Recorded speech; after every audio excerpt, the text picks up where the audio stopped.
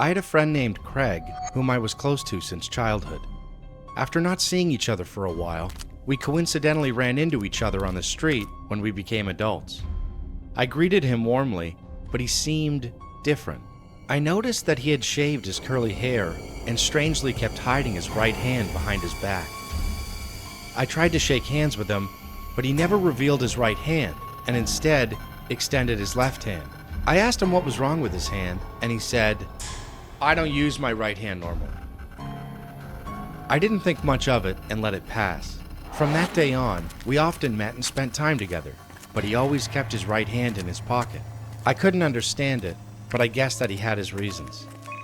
Then, suddenly, I lost contact with Craig. I went to his house, but he had moved.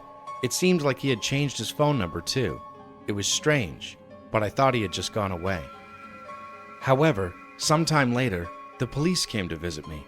They showed me a photo from a CCTV camera where I was seen talking to Craig.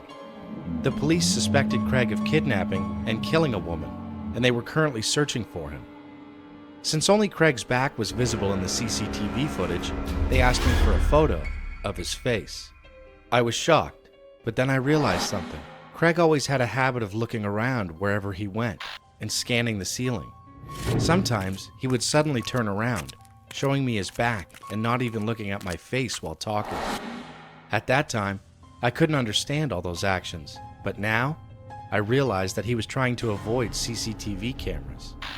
I also remembered that I had never taken a photo of Craig, and whenever I tried to take his picture, he would get angry and cover his face. In the end, I did my best to describe his facial features to the police. The police left, and I was in shock. My friend was a criminal. But a few weeks later, I received another call from the police. They informed me that Craig had been arrested. And then I heard the shocking truth. It turned out that Craig had cut off all the fingertips of his right hand to remove his fingerprints. He used only that hand to break into women's homes, commit crimes, and escape. That's why he always kept his hand hidden. It was then that I remembered, when I visited his house, I saw him training with a human-shaped punching bag, using only one hand to strike.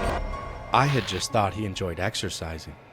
It was sort of a rehearsal for a crime.